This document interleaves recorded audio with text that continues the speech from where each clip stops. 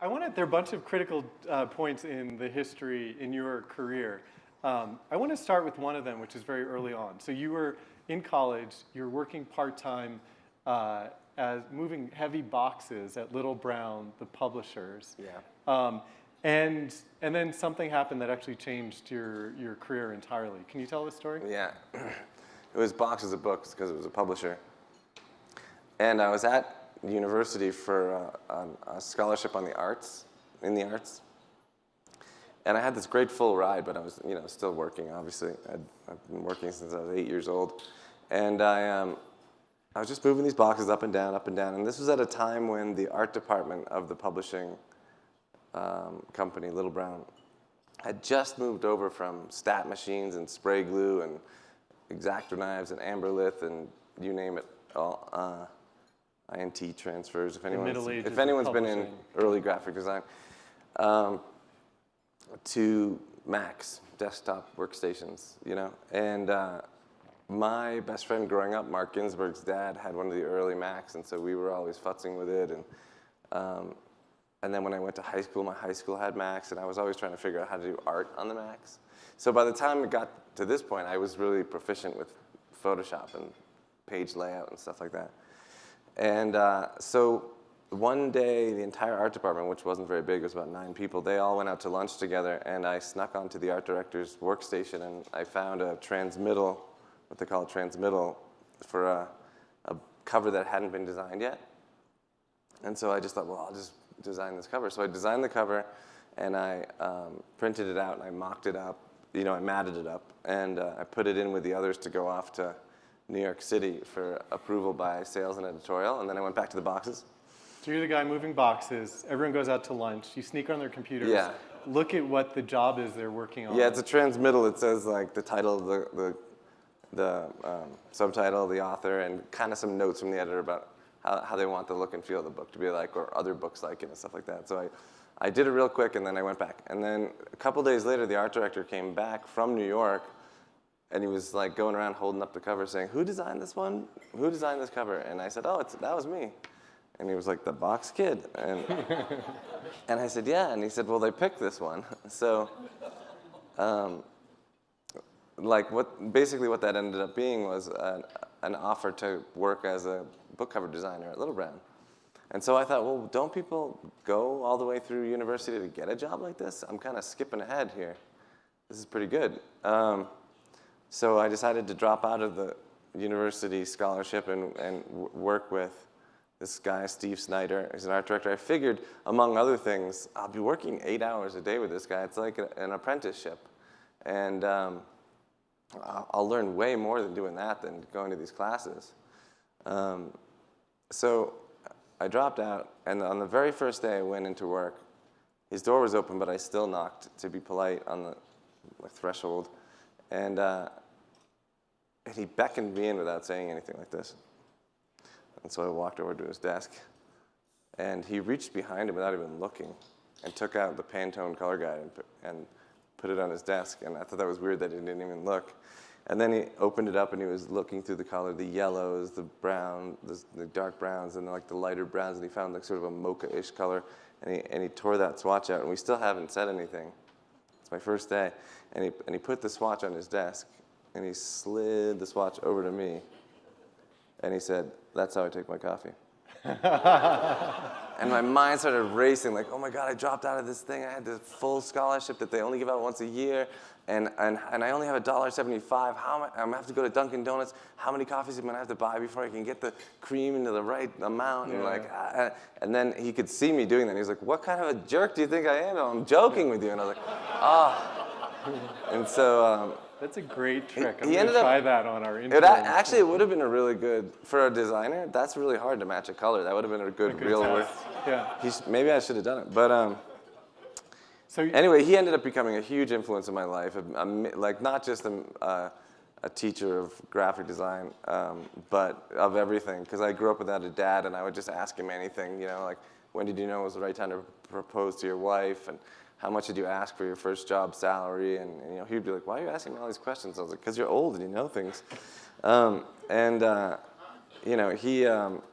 He just, we're to this day, We're really, really close with he and his wife. And in fact, they say you can't choose your family, but I've decided to break that rule.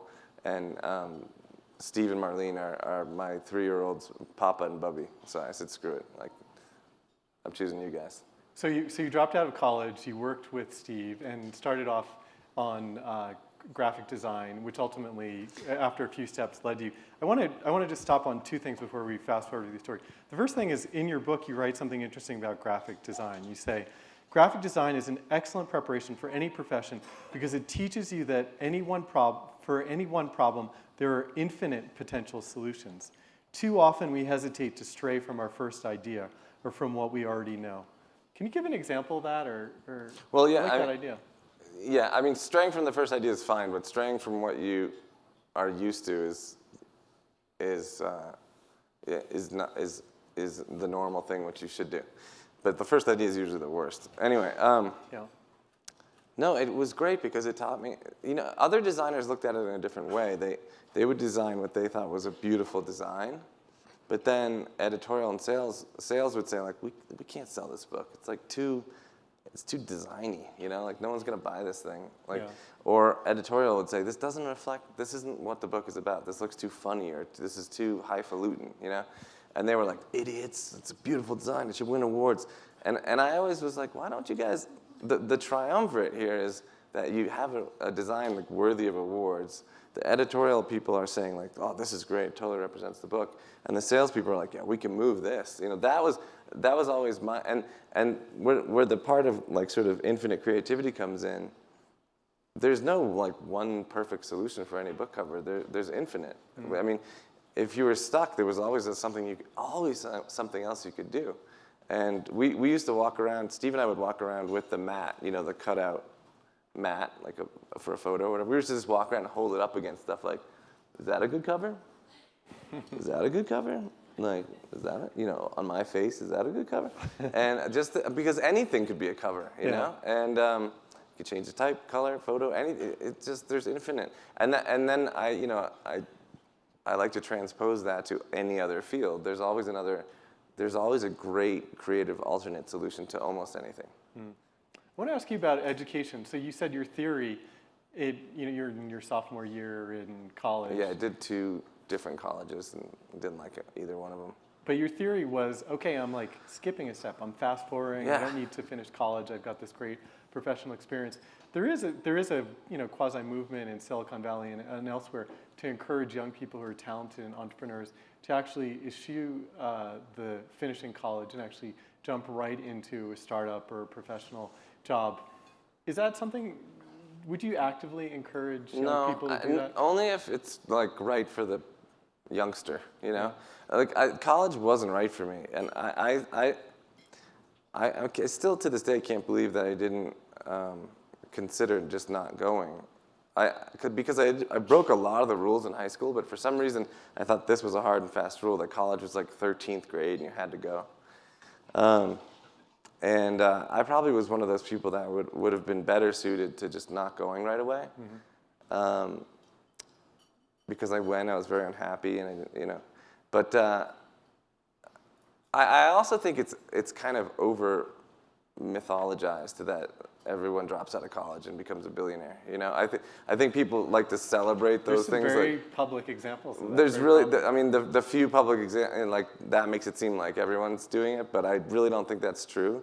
I think more people do finish college, but again, it has to do with the person. Like the reason I dropped out was really because I was following another person, Steve Snyder. I thought I could learn more from this guy, than the collection of teachers that was being offered to me. So in my life, I've always followed a person, not an institution and not money. And when you ask me more questions, you'll see that.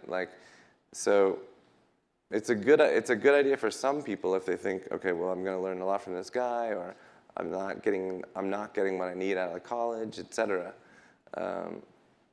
Because why pay for all this college if you're just you don't like it and you're not getting out of it? It doesn't make sense. Yeah.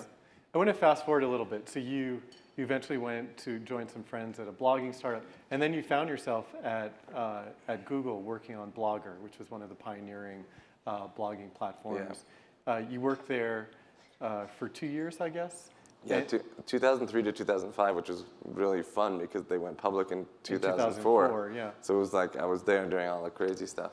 And you found yourself in 2005, I think, being drawn, not being fully satisfied at Google, I think, and actually, more importantly, having friends, Ed Williams and others who had another project. Yeah, that was the more important thing, really. I mean, because I was perfectly, it would have been fine at Google. Google was great, like good. I had no boss at Google. They were just like, do whatever you want, and we'll give you the maximum bonuses. And I was like, sounds good to me. And one of the details from your book is you spent a lot of time walking around the Google campus with a guy with a parrot on his shoulder? No, well, there was that guy, but there was also this Russian guy named Misha who was like, Biz, come, you walk with me. And I was like, am I supposed to? I guess I'll do this. Yeah, because you had no boss. So I was just like, I guess I'll walk around with Misha. And he would clasp his hands behind his back, and he would just say like, I have new way to display time. I run it by you.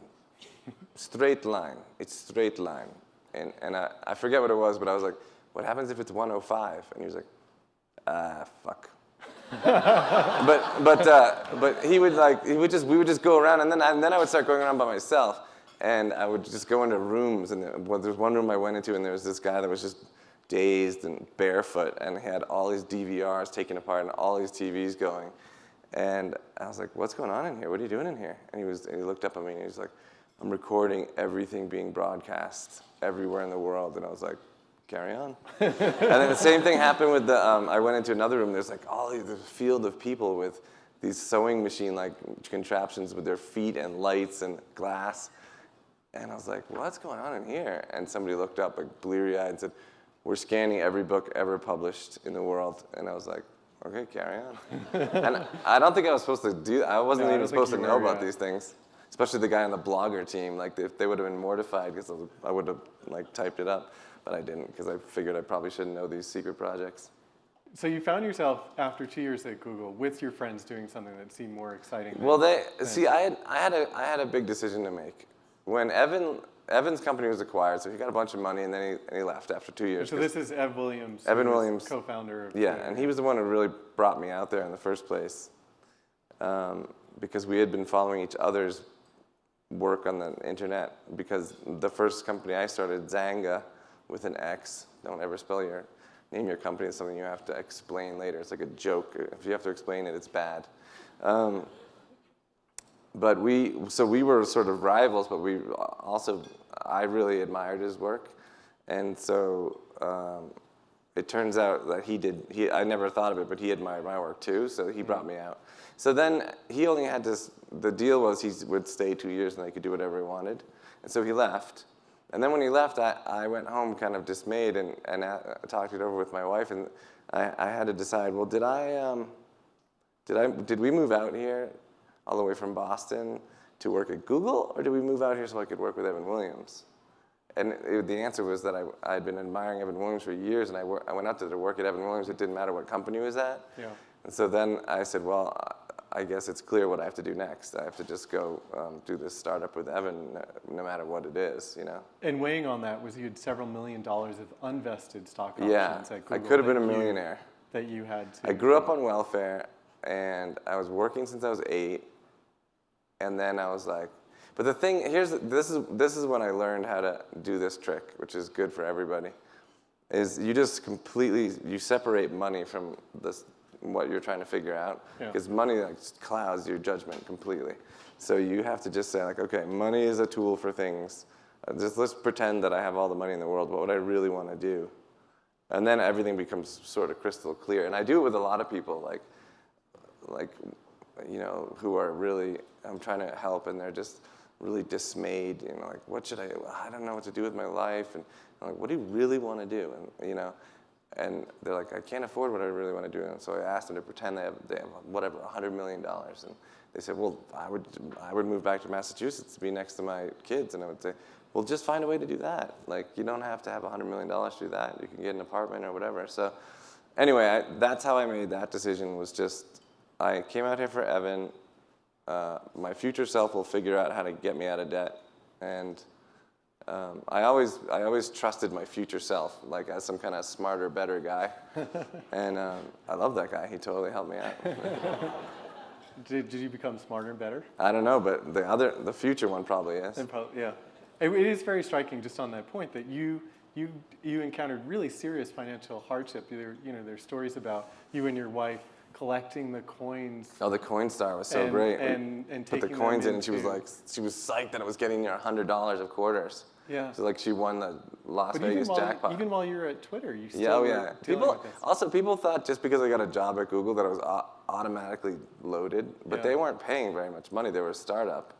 I mean, they were on their way to being good, but it was like 70 grand, and I had 70 grand in debt, and I had, and my wife was volunteer working, so like we moved out there, and we worked at Google. I worked at Google, but we didn't have any furniture for a year and a half. We slept on the floor. Yeah. I couldn't make my car payments, and everyone just assumed like, oh, everyone at Google's loaded, Yeah. I want to ask you. We're going to keep going in Twitter's creation and some of these other themes, but because it relates to the theme of this session, which is about doing good, technology doing good. Yeah. Google is sort of famous and crystallized. One way of thinking about this. Their informal motto for years has been "Don't be evil." What do you think about that? Well, it's not "be good," and it's really if you think about it, it's a pretty strong distinction because they're automatically measuring themselves on a scale of evilness. Yeah. They didn't choose to measure themselves on a scale of goodness. They could have just said, "Let's be good. Hey, let's be good. That'll be great." Instead, they said, "Let's not be evil." So automatically, they're in the evil really realm, low. And so I always thought that was like, well, wait a minute. Be good's even a shorter motto. It's even using less words. Like, why don't you go with that one? But I just always thought that was kind of funny. I want to move on to Twitter now. And so the story of Twitter's creation is recounted. I think there are different versions out there. Yeah, everyone has their own. Everyone has their own version. And also there's like 17 different founders. And we won't belabor the contradictions in the versions. But essentially, you went to join Evan.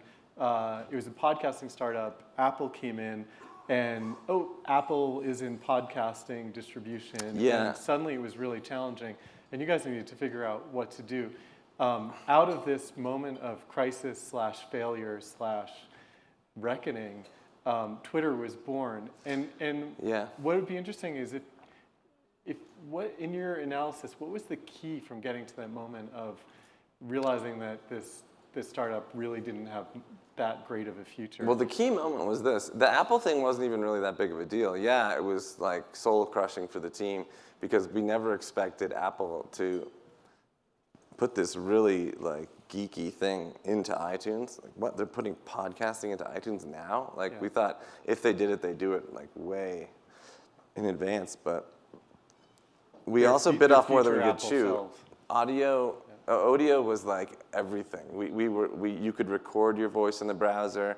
You could download what people had recorded and sync them to your iPods. And it did everything. It did too much, right? And so then Apple came out with podcasting, and they had GarageBand, so you could record, and they had all this stuff. And we were like, well, that's a good place for it. iTunes is probably a good place for it. And but then we were like, well, what can we do? What can we do that they're not doing that would be better? And I think it was Evan wrote this really great thought piece for the whole company about how we could just narrow our focus into discovery. Like really, we could make a really great, like maybe social discovery engine for good podcasts. And it wouldn't matter where you went and got them, right? And it was a great plan. It was a really great plan. I actually thought that plan would really work. And we went out to this Japanese place for sushi and whiskey. And we were drinking whiskey, and I said, Ev, I think your plan is like a genius plan. He was like, really? You thought it was that good? I was like, yeah, I think if we do that plan, we're gonna be the kings of podcasting. He's like, whoa, you really thought it was good, huh? And I was like, yeah, but I have a question for you. And he said, what? I said, do you really want to be the kings of podcasting? And he was like, oh. Because in that whole moment, like everything was like, I don't want to be the king. I don't care. We didn't even use it. We didn't listen to podcasts. We didn't make podcasts. And I could see him fast forward into his mind, like, okay, I'm the king of podcasting. Who cares? And so it was in that moment he was like, oh God, I gotta see if I can get myself out of this thing. Ugh, I gotta sell it. I gotta tell the board I don't want to work here anymore. Like all that went through his mind that night. And so I was like, sorry to be such a bummer. But I just pointed out the obvious, and because you got to fast forward things to like what's gonna. And he did a really interesting thing, which is he told the team in this moment of. He did a great thing. He said, you guys should hack around. Yeah. What's your best idea? He said, look, you know what? This thing, we're not going anywhere with this thing. It's not a bomb, but it's not what we wanted it to be. Yeah. So how about this? I'm going to talk to the board about if they want another CEO, and if they don't want another CEO, I'm going to try to shop this thing around and sell it. In the meantime, why don't you guys pair up and take a couple of weeks and just try to build something you do care about, something that interests you, anything, doesn't matter. And Jack Dorsey and I, the other co-founder of Twitter, had become really great, fast friends, very philosophically aligned, and we had kept trying to find reasons to work together at Odeo, and we would hang out on the weekends and think up new things and stuff.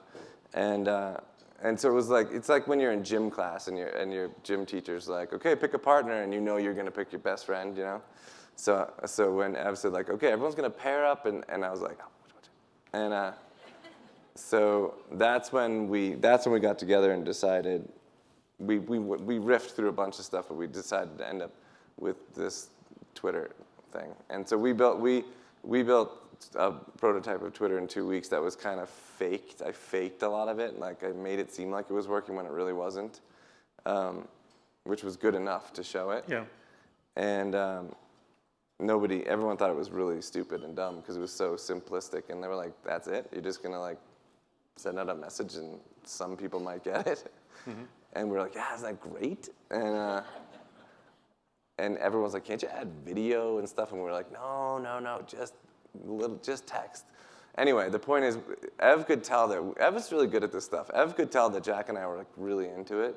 So he was like, look, nobody liked your presentation, but you guys should keep working on it because you're really into it. I like that. And I'll keep working. And so he ended up, we were in what happened was there was no buyer for Odeo.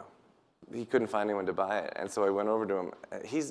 Ev's not a real talker, so you have to go over and extract words from him. He's from Nebraska, and it's like speak when spoken to, So I went over to him, and I was like, so how's it going?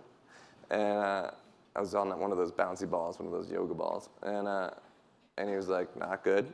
And I said, what's the problem? And he was like, nobody wants to buy Odeo. We employed Allen and Company. We did all these things that just nobody wants it, especially just not without people, just the tech. Yeah. And I was like, okay. And then I think it was either later that day or the next day, I was like, I found a buyer for Odeo. And he was like, no, you didn't. There's no way you'd found a buyer for Odeo. I was like, yeah, I know exactly who's going to buy Odeo. And he was like, who? And I was like, I know. And he was like, who? And I always like to tease him like that. And I said, you're rich, right?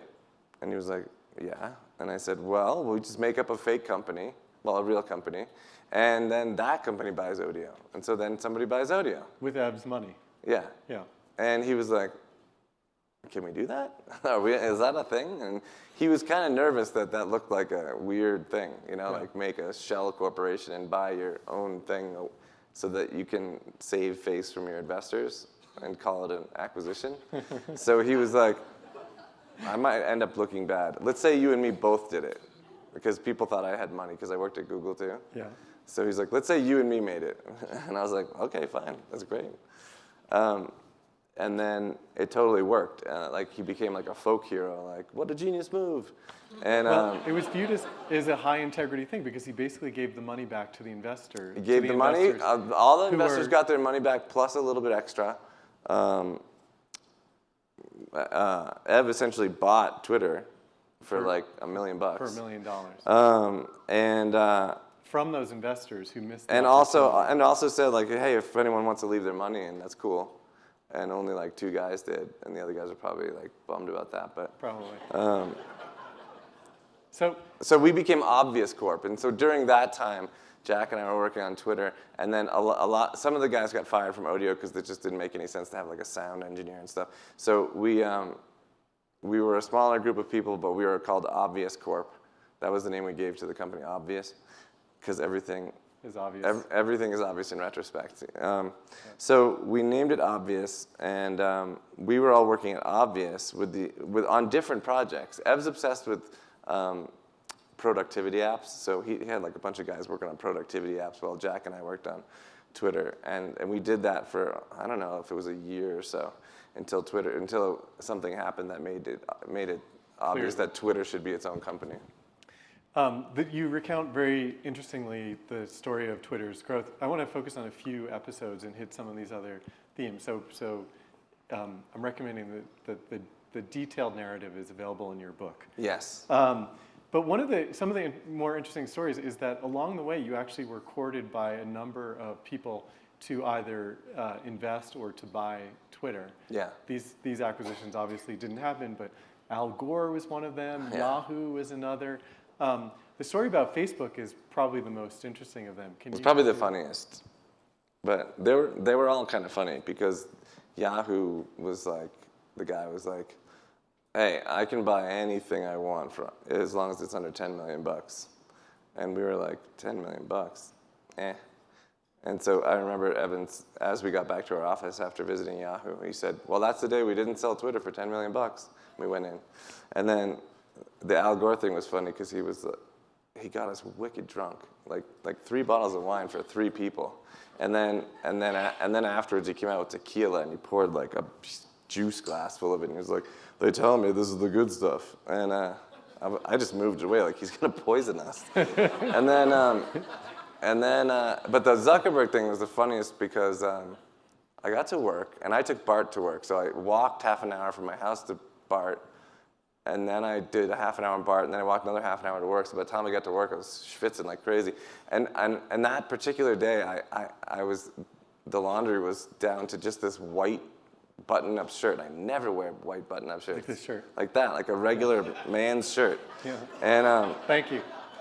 And I put it on. And I was like, Olivia, do I look good in this? I feel weird. I never wear this. And she was like, you look good. You look handsome. And I was like, really? It feels weird. I feel weird in this shirt. And she was like, just go. You're late. And I was like, all right, I'll wear this weird shirt. So I left, and then I got to work, and Jason Goldman, who was another early employee, said, go downstairs. Ev's waiting in his car for you. And I said, for where? Where are we going? And she was like, just go downstairs. So I went downstairs, and Ev was in his car, and I got in the car, and I was like, where are we going? And he said, we're going down to Palo Alto. And I said, oh, shoot, is today the day we're supposed to do that Google thingamajiggy? And then, or is it the other thing? Or wait, and he was like, will you stop talking, please? Because I always did that. And I said, oh, okay, well, why are we going down? And he said, we're going to go talk to Mark Zuckerberg. And I said, why are we going to talk to Mark Zuckerberg? And he was like, they want to, Facebook wants to maybe acquire us. And I was like, oh, well, we never talked about this before. Do we want to be acquired? And he was like, no, I don't think so. And I was like, well, why are we going down there then? He was like, I don't know. I thought it was a good idea when we made the appointment. And then we were quiet for a little while, and I was like, ooh, I have a really good idea. And he said, what? I said, if we don't want to be acquired, here's what we can do. And I started giggling a little bit before I could even say it. And I was like, this is going to be funny. I said, Ev, you know what we should do? We should come up with the biggest number in the world, some ridiculous number that no one would ever pay if it comes to that. So, and he's like, what? What number? And I was like, how about $500 million? And it literally was the biggest number I could think of. I couldn't think of anything. And then we were laughing so hard. It was one of those laughs where you can't breathe and you're tearing. You're like, 500. We can't even get our shit together. We're maybe worth 4. And so we went down there, and then we were greeted, and they said, "Here's, you got to wear these badges," and we put our names on our shirts and my weird white shirt. And then we went. We were ushered in to see Mark, and Mark was like, "Hello," and he said, "You didn't wear name tags?" And we said, "Yeah, we did." The lady said we did have to wear name tags, and he was like, okay. So he was like, let me show you around. So this was when Facebook was all over Palo Alto, different buildings. He's like, you want me to show you around a little? And we were like, okay. And he was like, this is a room full of engineers. And we were like, oh, yeah. And then he was like, do you want to see some more? And we were like, okay. And we did that like 3 times, and Evan and I were like, what? And we were kind of like giggling because he was in front. We were kind of like, this is weird, right?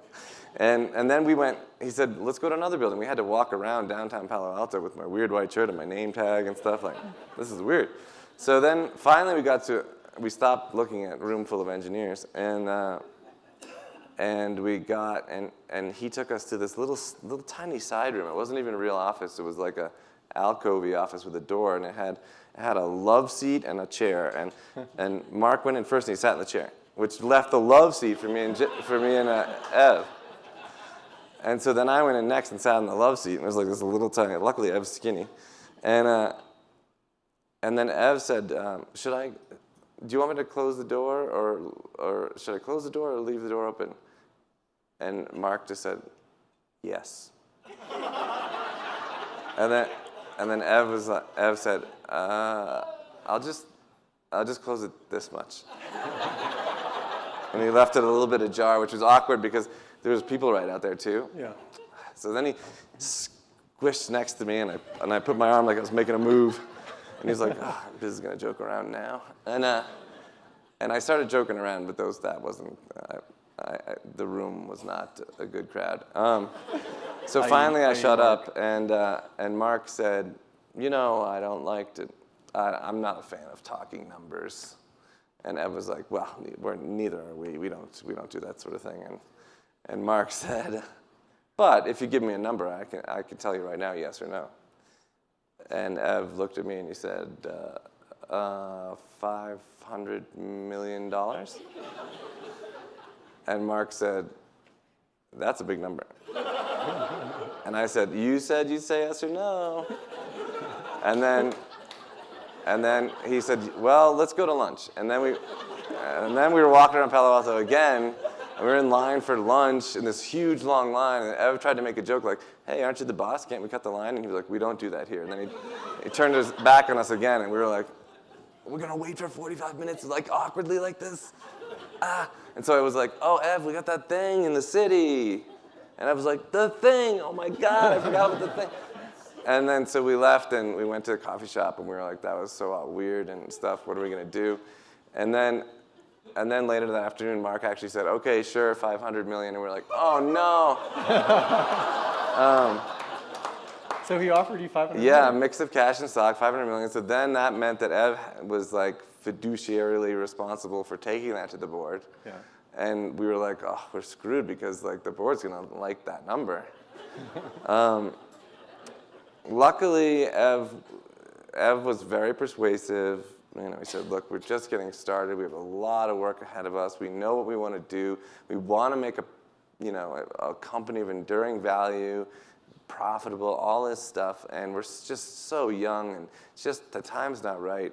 And so the board was like, yeah, you're right. And then we felt embarrassed because it wasn't cool to take that meeting and say that number and then reject it. So Ev wrote him a really nice note and explained all of this stuff to him as nicely as he could. And I mean, the lesson learned was don't take that meeting if you don't intend on following through. Because I thought the lesson was come up with a bigger number. Yeah, maybe. The biggest number you could think of. That was the biggest number. So anyway, I think everything was okay, except Mark stopped emailing me a happy birthday on Facebook and stuff ever since then. Let's talk. It's hard to transition from that story. So let's talk about your role at Twitter as it was actually growing. There are 2 things that come through in your telling of it. One is that you were a public face of Twitter when things were broken. Basically, that was part of your role. I had to take all the shame. Yeah. You had to take all the shame, but you approached it in an interesting way. And then the second thing is that you were the source of positive energy in a company whose leadership was, at moments, from most accounts, dysfunctional and. Yeah, we actually had 2 self-proclaimed actual anarchists on our engineering team, which was like 5. Yeah. And they had shirts that said anarchist on them. Yeah. And they would be like, no, I'm not building that feature. And they would sit down in our stand-up meetings and stuff like that. Instead of standing up. Yeah, they would just, it was just like, okay, so we need to do this. And they're like, no. Like, okay, what are we going to do now? Like, you got to do it. Anyway, it was pretty dysfunctional. We also built everything wrong. And both Jack and Ev aren't real, they're very thoughtful, pensive guys. Yeah. Like Ev on TV would be like, so is Twitter going to make money? And he would say, and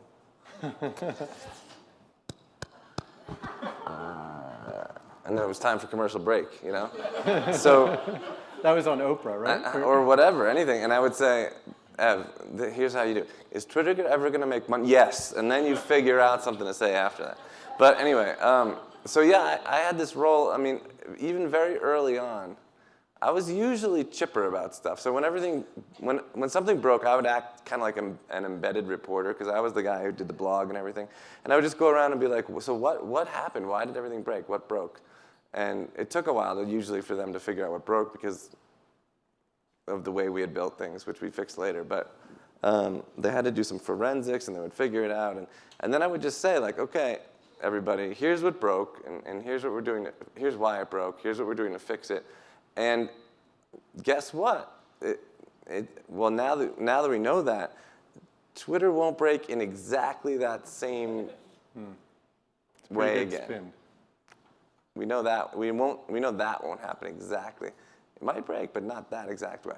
So and so I would do that and do that and do that and do that and do that and do that and do that. And one day, I was just, I don't know if I was in a crabby mood or I guess I was.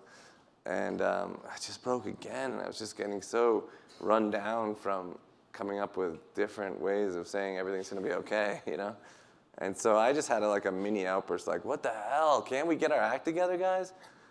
And Jack was the CEO then, and he said, Biz, will you take a walk with me? And I was like, okay.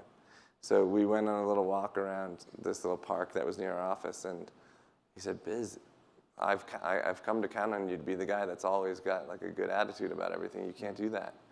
You can't freak out. You have to find a way to be positive about stuff all the time. And it was really cool, because I was thinking oh, that's a big part of my job. And so then I kind of took pride in always trying to find the bright spot in the darkness. Even if everything looked terrible, I would always try to say, well, this happened. That's good, right? And Goldman always accused me of spinning things. And I was like, I'm not spinning things. I'm just trying to highlight the good things. So we're going to go to questions in just 1 minute. I want to ask you one question and fast forward even more to your current work at Jelly and Super. The way you framed one of the principal aims of your current startup is to increase the amount of empathy in the world. These are apps, consumer apps with pictures and it's kind of a silly fonts. Yeah. And, can you walk us there? There's 2 apps that we make. One is called Jelly, and Jelly was born of the idea that most of the world's knowledge is not on the internet. And even the vice president of Google Searches said if you do search long enough, you realize that most of the world's information and knowledge and advice and everything is not on the internet. It's something like 0.014% of the world's knowledge, if there's 7 billion people, is on the internet. So I said, well, what are the hyperlinks of humanity? They're mobile phones, and everyone has mobile phones and social networks, and the new degree of separation is actually 3.8, it's not 6.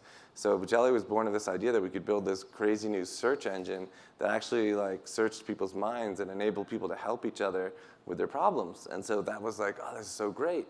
And the purpose of Jelly was, the tagline was let's help each other, And we were really excited about that. And that didn't take off.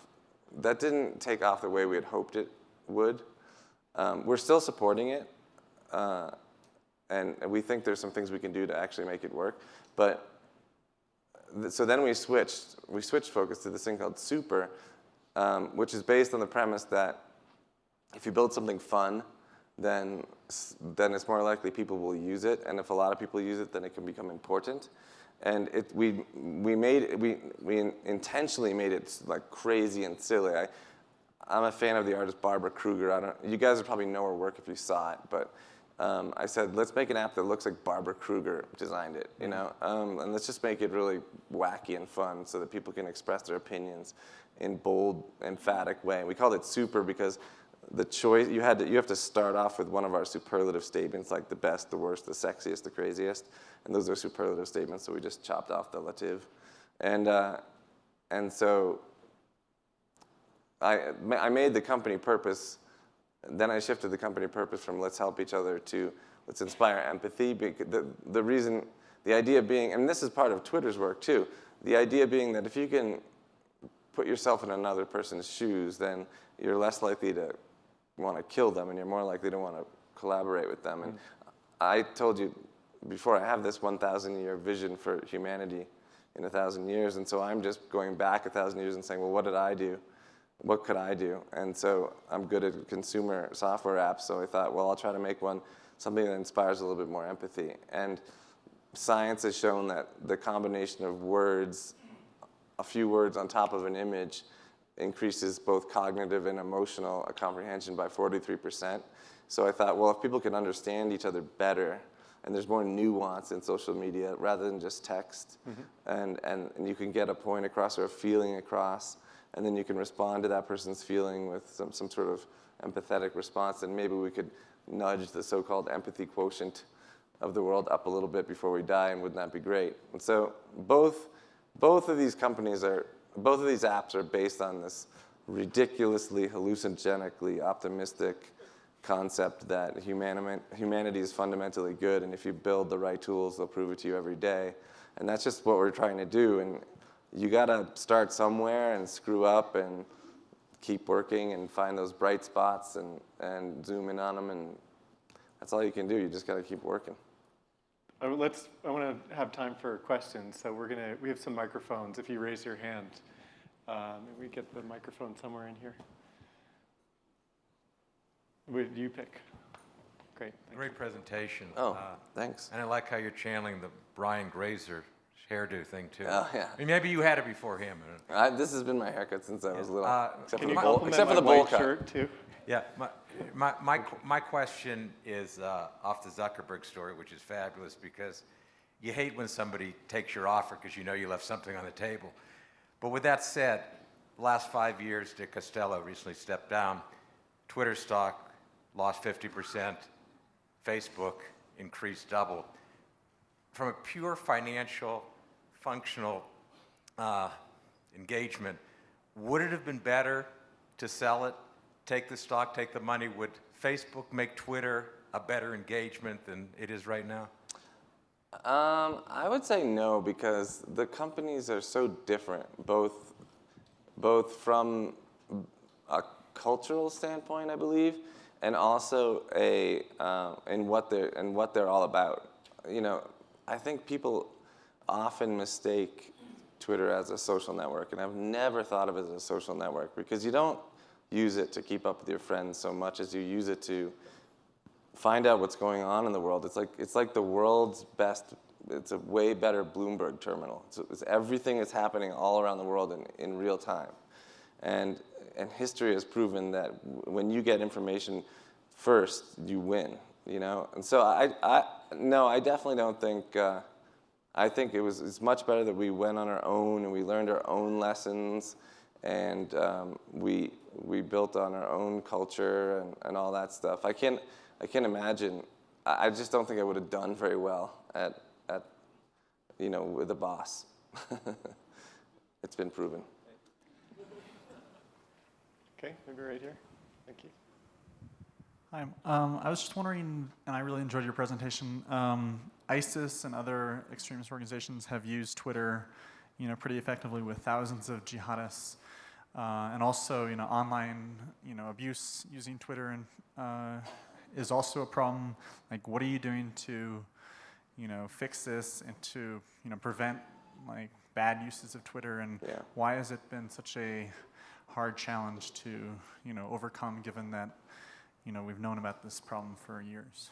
Thank you. Well, those are two questions, I think, because the situation with ISIS is, it's a terrible situation, but I think by the time kids are being convinced to go fight for ISIS on social media, it's too late. The counter narrative has to be introduced way before that. What happens is these guys are really, really, really good at being bad guys. And they're really good at taking advantage of the fact that people, especially millennials, they really want their life to have meaning. And what these guys are doing is they're taking all of the color out of the situation and making it about black and white. So you're either going to do bad things, or you're going to come with us and you're going to do the most important work of your life, killing these guys or whatever. And they really tap into this primal idea that I want to do something really meaningful with my life. And unfortunately, what has to happen is parenting and things like this. You have other people, friends, family, they have to introduce a counter narrative with more color in it. Oh, you want to do something important with your life? You want to do something really bold? You should go to Sierra Leone and help fight hunger or something like this. And so that's one thing, because playing whack-a-mole with the accounts that's futile. It's just, by the time it's got to that point, you're just like trying to shut down accounts and stuff, and it's kind of impractical. And on the other idea of just people using cyberbullying and using these large networks of communication for bad things, and just it comes down to the idea that there's bad actors in society and there's bad actors online.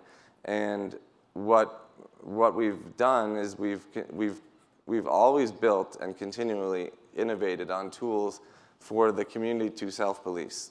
And for the most part, these large-scale systems of freedom of speech and communication and all that stuff are mostly good, and they're mostly self-policing.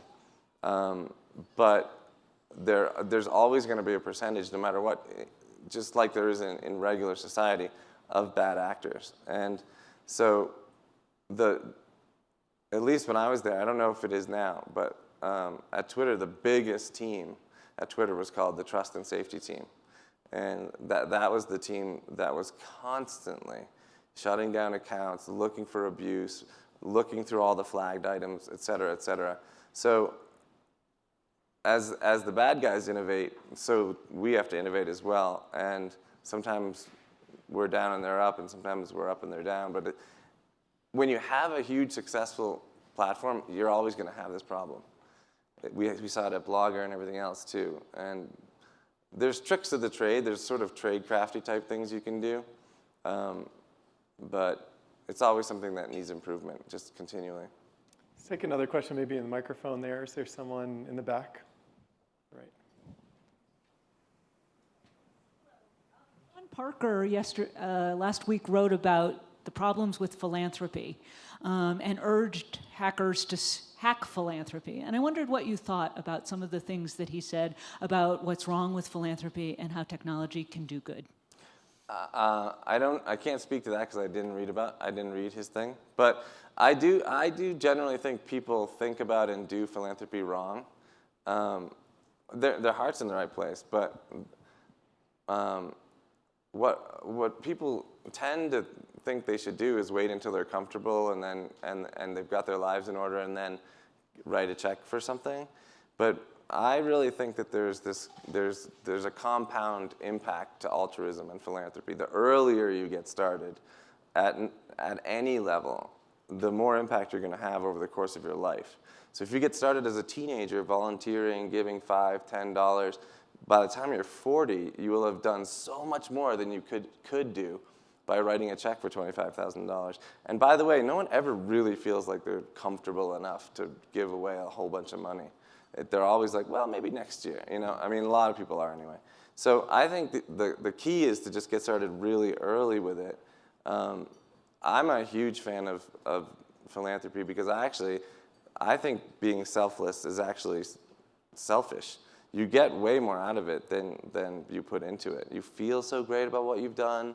You know, if you're a college student looking for a job, and you're volunteering, that when they ask you what you're doing right now, instead of saying looking for a job, you can say, well, right now I'm volunteering, which makes you look like a great person. It's also networking, because you could be volunteering next to me, and I might be hiring, right? So I do agree with him that people sort of approach it wrong.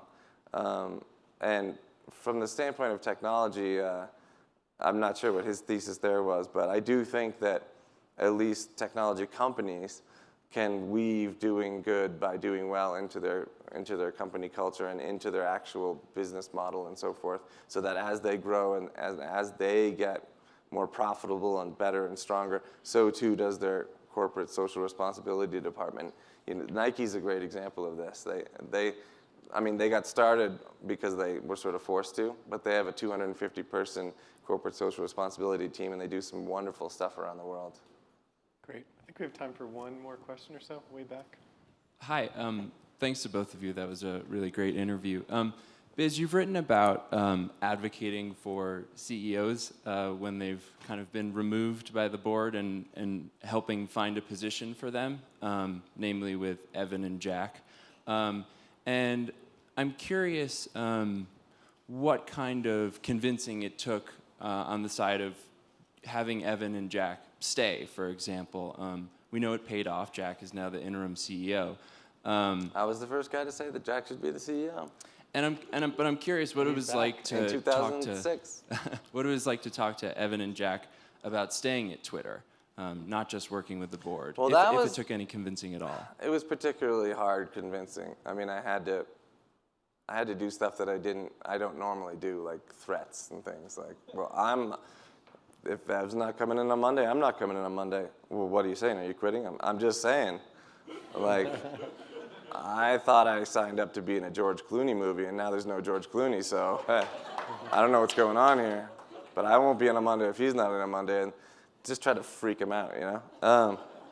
And so I had to do a lot of that kind of stuff. Again, with your board? Or with with the board. And I did the same thing with Jack, too, but I'd only bought him a few months. And there's only so many times I can threaten and not follow through before it's like, all right, dude. And the bigger thing really was, I couldn't, these were my friends. And for an announcement to come out that just says, he's fired. Okay, so that's all. Yeah. Everyone's going to assume, like, well, what was he fired for? Did he like do something inappropriate with the secretary? Like, what happened, you know? So I was like, you guys, we have to create a nice narrative here that says, you know, he was great. You know, the company needed him when it needed him, and now it's time for him to do this, and let that play out in a very appropriate way, and in a way that honors the work that this person has done for the company up till now. Because I've always thought that Twitter is like this almost anthropomorphic thing that has needed who it needed when it needed it, and it's had the right person in the right place at the right times, and that's been sort of proven out, I think. But yeah, and the other part of that is, you know, sometimes boards are reduced down to sort of one thing they can do. They can either fire the CEO or they can do nothing at all. And so, like, if things aren't going the way they want, they just have to fire. They're not going to go in and make the product better. They're not going to go and sit at a computer and engineer something. So their only option is to, like, fire the guy in charge. So I always advocate for, instead of firing the guy, why don't we help him? We're all a bunch of smart people on this board. Why don't we help the guy through this part and see if we can't make him stronger and better? And I've done that at other companies that I'm on the boards of. I've actually managed to keep the founder as the CEO, and they've proven to grow and become wonderful. So we're out of time, so we're going to stop there. All right, thanks. We didn't get into your 1,000-year vision for humanity. So if anyone wants to follow up with Biz, he does have a 1,000-year vision for humanity. I think I'm going to write it as a novella, so Okay. well, you can just Stay read it. tuned for that. Thank you. All right, thank you.